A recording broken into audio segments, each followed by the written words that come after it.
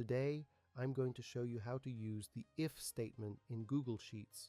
This function helps you apply logic to your data, like deciding if a student passes or fails based on their score. Let's get started. The if function in Google Sheets follows this simple format. Equals if condition value, if true value, if false. Here's what each part means. Condition. This is what we're checking is a number greater than another number. Value if true. What should happen if the condition is met? Value if false. What should happen if the condition is not met?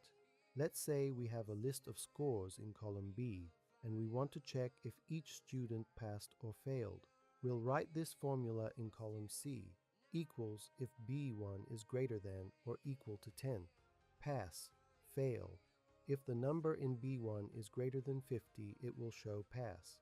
Otherwise, it will show fail. Now, press enter, and you'll see the result. Drag the formula down to apply it to the rest of the column. Let's take it a step further. What if we want to assign letter grades instead of just pass or fail? We can use multiple if statements. If B1 16, A. If B1 14, B. If B1 12, C. If B1 10, D, F. Now, depending on the score, students will receive a letter grade from A to F, and that's how you use the if function in Google Sheets.